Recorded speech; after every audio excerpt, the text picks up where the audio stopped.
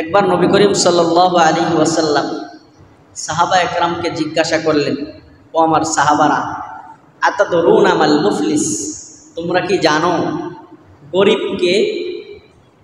আল্লাহ নবী সাহাবা একরামকে কি প্রশ্ন করলেন? তোমরা কি জানো গরিব কে, প্রকৃত গরিব কে?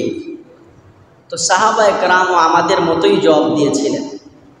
আমাদের দৃষ্টিভঙ্গি যেমন যার কাছে টাকা নাই, পয়সা নাই, যার পকেট ফাঁকা, যার ব্যাংক ব্যালেন্স নাই, সে গরিব। তো সাহাবা একরামও এভাবেই জবাব দিয়েছেন।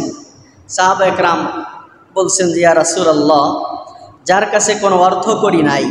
হ্যাঁ, কি বলছেন সাহাবা একরাম? আল মুফলিসু ফিনা মান লা দিরহাম লাহু ওয়ালা মাতাউন। বলে, ইয়া রাসূলুল্লাহ, মুফলিস তো সে, প্রকৃত গরিব তো সে, মান লা দিরহাম লা, যার কাছে কোনো দিরহাম নাই, কোনো টাকা পয়সা নাই, ওয়ালা মাতাউন, যার কাছে কোনো ভোগের সামগ্রী নাই। যার কাছে কোনো কি নাই? ভোগের সামগ্রী নাই।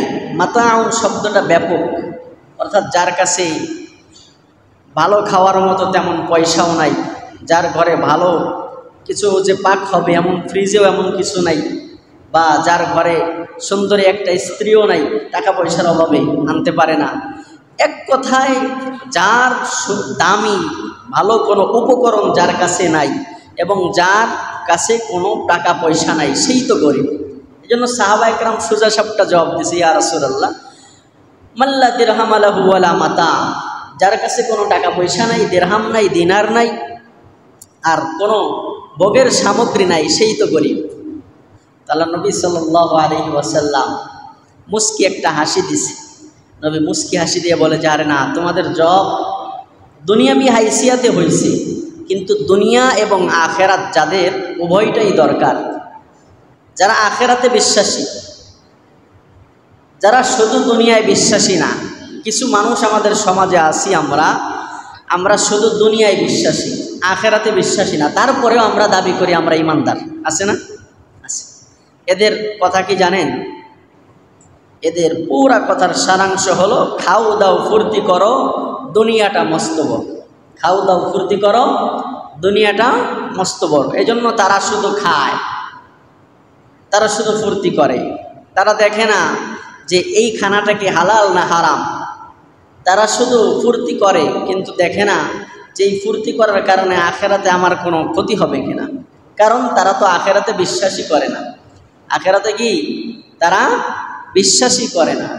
আল্লাহ তাআলা কুরআনুল কারীমের কয়েক জায়গায় এই কথাটা বলছে যে, আরে ওরা ঈমান আনছে ঠিক আছে, কিন্তু ওরা তো আখেরাতে বিশ্বাসই করে না। ওরা মুখে বলে আমরা ঈমান এনেছি, ক্বালু আমান্না, ওরা বলে আমরা ঈমান আনছি, কিন্তু আসলে তো ঈমান আনে নাই। তো ঠিক যাদের দুনিয়াও দরকার, আখেরাতও দরকার, যারা আখেরাতে বিশ্বাস করে, আল্লাহর নবী বলেন তাদের জন্য প্রকৃত গরিবের ডেফিনেশনটা এমন হওয়া উচিত না যে যার কাছে টাকা পয়সা নাই সেই গরিব। নবী আলাইহিস সালাতু ওয়াস সালাম এবার সাহাবা একরামকে বলে, ও সাহাবা একরাম শোনো, যার কাছে কোনো টাকা পয়সা নাই, যার কাছে কোনো দিনার দিরহাম নাই, যার কাছে কোনো ভালো ভোগের সামগ্রী নাই, সে তো গরিব ঠিক আছে, কিন্তু এর চাইতে আরো গরিব আছে। টাকা পয়সা থাকা সত্ত্বেও গরিব, ব্যাংক ব্যালেন্স থাকা সত্ত্বেও গরিব। প্রকৃত গরিব কারা? আল্লাহ নবী সাল্লাল্লাহু আলাইহি ওয়াসাল্লাম হাদিসের মধ্যে বলেন, ইন্নাল মুফলিসা মিন উম্মতি মাইয়াতি ইয়াউমাল কিয়ামা বিসলাতিন ওয়া সিয়ামিন ওয়া যাকাহ।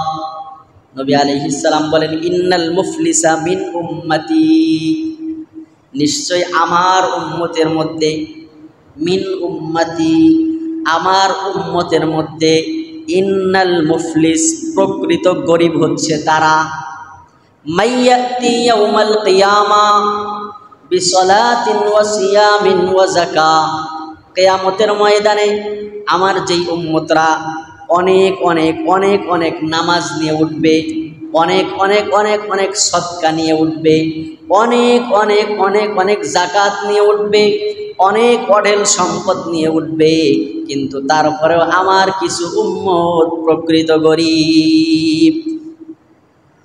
তাইলে সৎকার করছে অনেক। আল্লাহ নবী বললেন তার জীবনে সৎকার কোনো অভাব নাই, সৎকার কোনো কি নাই, অভাব নাই। জাকাতের টাকা মানুষকে দিছে, আল্লাহ নবী বলে না তারপরেও সে গরিব, সৎকা দিছে তারপরেও গরিব। হাজার হাজার ওয়াক্ত নামাজ পড়ছে তারপরেও গরিব। কারণ কি? কারণ কি? আল্লাহ নবীর সামনে বলেন যে মাইয়াতি ইয়াউমাল কিয়ামা বিসলাতিন ওয়া সিয়ামিন ওয়া যাকাহ ওয়া ইয়াতি ক্বাদ শাতামা হাযা ওয়া সাফাকা দামা হাযা ওয়া দারাবা হাযা। এই লোকটা নামাজের সওয়াব নিয়ে আসছে, রোজার সওয়াব নিয়ে আসছে, যাকাতের সওয়াব নিয়ে আসছে, দান খয়রাত মানুষকে করছে সেই সওয়াব আনছে, কিন্তু পাশাপাশি সে তার অনেক বড় অন্যায়ের একটা ফিরিস্তিও নিয়ে আসছে। ওয়ায়াতি ইয়াউমাল কিয়ামা ক্বাদ শাতামা হাযা,